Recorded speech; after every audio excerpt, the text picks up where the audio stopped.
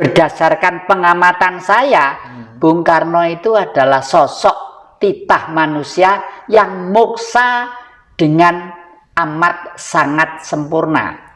Moksa itu ada beberapa tipe. Moksa ala Pangeran Diponegoro, moksa ala Prabu Jayabaya, moksa ala Prabu Brawijaya, dan moksa ala Prabu.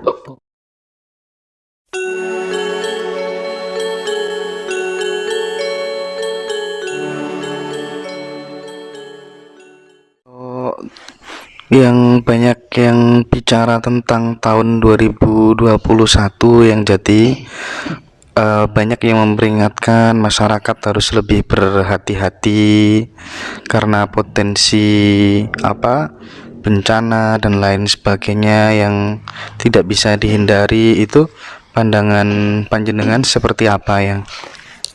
Jadi karena manusia hidup bermasyarakat, bergaul dan berkumpul, kita harus bersikukuh tetap menjaga negara Pancasila. Tapi Pancasila itu suatu ideologi dasar. Jadi bangunannya harus ada. Kalau bangunan harus jelas. Ini genteng, sirap, gelombang. Ini sokonya, gurunya yang mana harus jelas ya. Oleh karena itu kita harus menengok sejarah perkembangan bangsa ini. Bangsa ini sejak tahun 74 itu sudah tidak pernah melaksanakan Pancasila dengan baik. Karena Pancasila itu ada pendampingnya. Pancasila itu kan dipidatokan Bung Karno di depan sidang Dukur di Cumbu Josakai pada waktu tanggal 1 Juni 1945. Tapi sebelum itu penggaliannya itu sudah ada. Penggaliannya itu sejak tanggal 4 Juli 1900 tahun 27. Setelah Bung Karno bertanya pada tokoh-tokoh lama, tokoh-tokoh agama, tokoh-tokoh sepuh, tokoh-tokoh ini lalu Bung Karno pada waktu itu kuliah di ITB, berjalan-jalan di suatu desa, ketemu dengan masyarakat desa.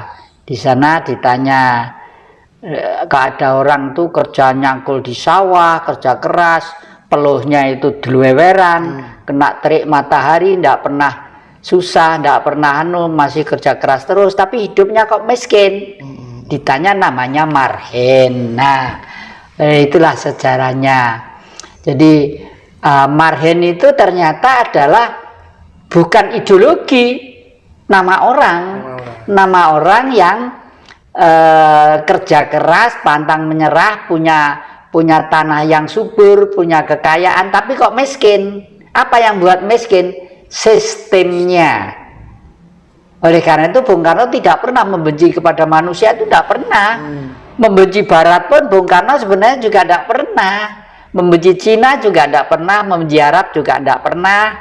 Justru Bung Karno mengakomodir semua itu dalam suatu wawasan yang dipidatokan di PBB ya, sekitar tahun 60 itu, The Five Principles of Indonesia, Belief of God, Nationalism, Humanity, Democratic, dan Social Justice. Jadi ketuhanan yang Maha Esa, kebangsaan, kemanusiaan, kerakyatan, dan keadilan sosial. Jadi, nah, ini adalah pendampingnya Pancasila.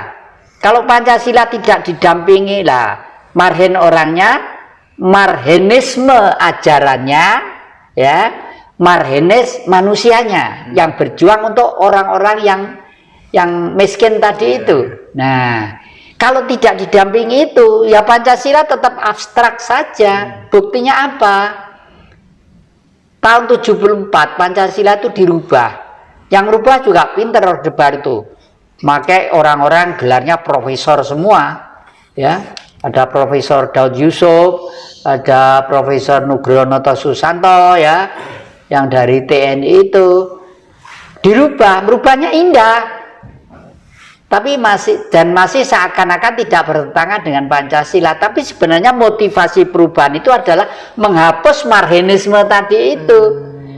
Karena apa? Kalau Marxisme nanti tetap dipakai sebagai bahan bangsa, pendamping Pancasila ini, Indonesia itu tidak bisa dikuasai oleh asing.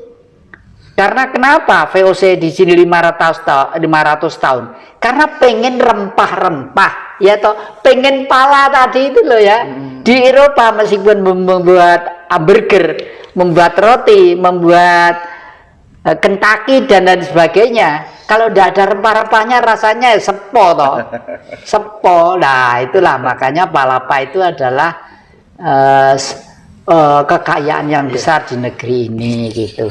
Yang Jati sering meneteskan air mata ketika berbicara tentang beliau, Bung Karno.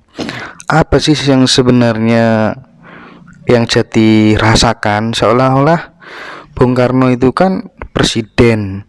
Kalau presiden itu kan biasanya semuanya serba terjamin begitu. Tapi seolah-olah saya merasakan ada sisi lain yang mungkin jarang orang memahami. Pripun yang Detik terakhir Bung Karno itu sebenarnya disiksa, bukan tersiksa loh ya. Kalau tersiksa itu kan kodrat alam, tapi disiksa ya, disiksa. Oleh karena itu Bung Karno jauh-jauh sebelumnya sudah ngerti bahwa harus menata sejarah sehingga sejarah itu minimal menjadi pegangan persaudaraan bangsa-bangsa di dunia. Oleh karena itu, dan Indonesia khususnya dan dunia pada umumnya. Oleh karena itu yang terakhir Bung Karno kawin dengan Bu Dewi. Itu kan Jepang ya, darahnya darah Jepang. Karena Bung Karno sadar bahwa Jepang itu adalah negeri pulau kecil yang masih ada kaitannya dengan sejarah-sejarah berkepanjangan pada waktu itu dengan kekuasaan bangsa kita. Jadi Jepang tuh kostratnya Nusantara pada waktu itu, Indonesia sekarang ini yang dulu pada waktu ibu kotanya masih ada di daratan Cina. Orang sana menyebut Sriwijaya itu Celeboce gitu ya.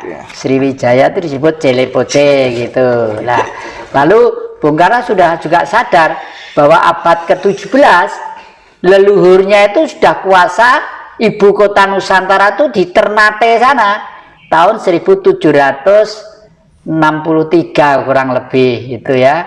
Rajanya itu waduh gagah perkasa gitu. Itu kebetulan masih buyutnya Bung Karno, masih mbahnya Pangeran Diponegoro. Nah, dalam hal ini kepada adik-adik dan siapa saja, saya pengen memberitahukan, pengen mengabarkan, bukan menyebarkan ya. Kalau menyebarkan berarti saya punya ilmu. Berdasarkan pengamatan saya, Bung Karno itu adalah sosok titah manusia yang moksa dengan amat sangat sempurna. Moksa itu ada beberapa tipe. Moksa ala Pangeran Diponegoro, moksa ala Prabu Jayabaya, moksa ala Prabu Brawijaya, dan moksa ala Bung Karno. Menurut hemat saya, moksa yang paling sempurna adalah moksa ala Bung Karno. Kenapa? Kok Bung Karno moksanya lebih tinggi dari Prabu Brawijaya dan Prabu Jayabaya? Ya beliau kan hidup pada abad itu ya. Prabu Brawijaya hidup abad 13, yang Jayabaya mungkin sekitar abad 7-8. Bung Karno abad 20 ya toh. Jadi moksanya sudah modern. Buktinya apa? Beliau bisa hidup sampai kapanpun hilang dengan raganya sekaligus. Jadi sudah berbadan sukma. Nah, kalau tipe moksa yang lainnya adalah moksa Pangeran Diponegoro. Pada waktu Pangeran Diponegoro berjuang melawan penjajahan sekitar tahun 1825 sampai dengan 1830, beliau merasa bahwa perjuangan melawan penjajah ini masih membutuhkan waktu yang panjang. Lalu beliau bergerak ke timur, mencari tempat di mana tempat itu bisa digunakan untuk masa-masa terakhir sekaligus mendirikan suatu padepokan. Kalau sekarang mungkin seperti pondok pesantren gitulah ya. Pondok-pondok itu tempat untuk mengajarkan. Santri itu dari kata-kata cantrik, artinya murid. Nah, beliau sebagai manusia sadar bahwa suatu saat akan mengalami kematian, itu sadar. Dikumpulkanlah cantrik-cantriknya itu, ayo ngumpul sini, anak-anak ngumpul sini ya. Tapi sebelumnya, seminggu yang lalu sebelumnya gitu, beliau sudah membuat lubang sendiri. Kalau sekarang disebut makam lah ya, mau lubang sendiri, mungkin panjangnya sekitar 3 meter, lebarnya sekitar 1,5 meter gitu. Lah ya ngumpul sini ya. Ini gini ya, semua sudah ingat ya apa yang saya ajarkan, bahwa negeri kita ini menurut peristiwa zaman-zaman dulu adalah negara yang besar. Negara ini kita itu disebut surga ya, jangan lupa ya ajaran-ajaran yang saya berikan. Dan semua kehidupan itu akan mengalami kepunahan. Pohon punah, binatang-binatang punah, bahkan binatang-binatang itu semuanya hidupnya itu lebih mulia dari manusia. Coba kamu selama ini tahu di mana burung mati dengan sendirinya jatuh di tanah karena tua plok gitu?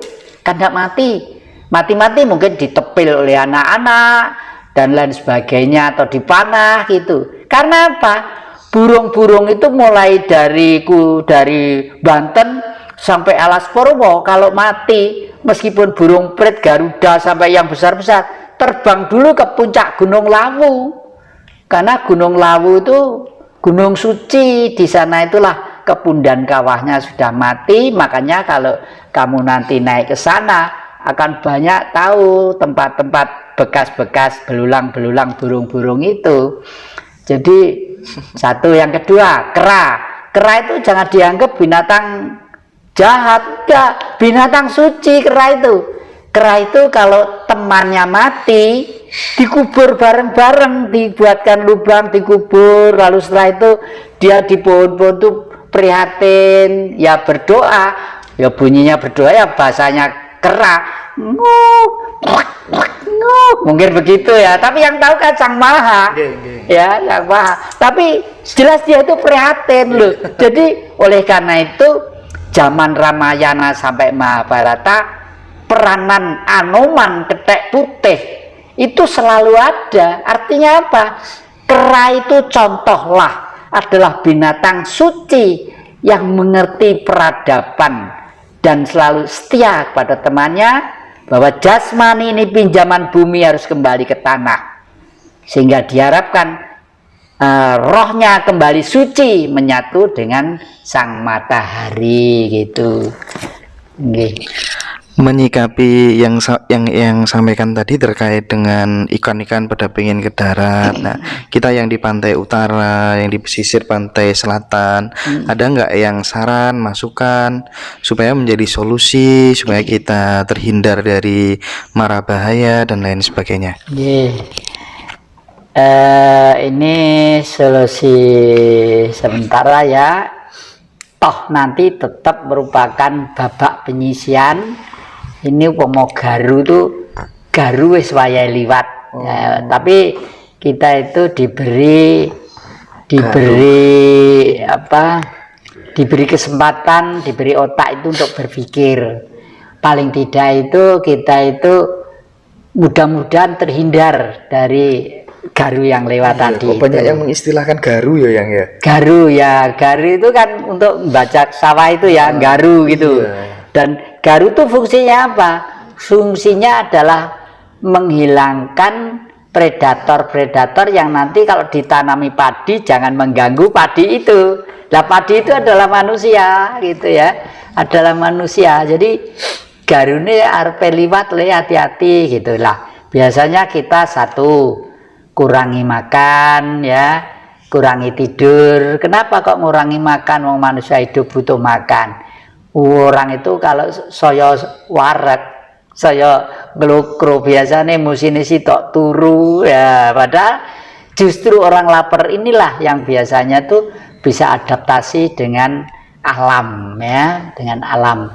Raja Ternate dulu panglimanya ada dua, yang satu berbentuk gagak, burung gagak, yang satu anjing. Itu panglima perang itu. Dan beliau bisa misalnya kenapa kok gagak? Gagak itu diperintahkan, ayo musuh katanya mau masuk Indonesia, kamu terbang ke utara, nanti kasih tahu dah lo, terbang gagak terbang ke utara misalnya sampai Surabaya, itu lalu kembali, wah ini perahu-perahu musuh sudah sampai mau mendarat di Tanjung Priok misalnya sekarang ya, lalu gagak itu di sini mancik di baunya sebelah kiri sini, lalu BCI. Nah, yang tahu sang raja itu, karena leluhur kita itu sakti-sakti. Oh, sekarang sudah mau mendarat di Surabaya. Oh ya, sudah. Ya, terima kasih. Sudah kono wis. Kayak golek bojomu kono. Nyata itu yang nyata itu. Itu sekitar abad 17, Raja Ternate itu, ya. Lalu yang kedua anjing. Anjing punya tugas khusus. Kamu sini, gitu. Siap, Doro, kalau misalnya bisa ngomong gitu. Kamu coba kupingmu tempelkan di tanah, kamu kan bisa menangkap getaran jalannya tentara atau kuda. Coba kira-kira sampai di mana gitu lah. Lalu anjing itu ditempelkan telinganya di tanah. Lapor juga, gitu lah. Sang raja ngerti juga, oh sekarang sudah mau masuk Pandaan, gitu misalnya. Wah sekarang sudah masuk Lawang, sudah dekat, ayo tentara, pasang tapal kuda, hadapi. Begitu dulu.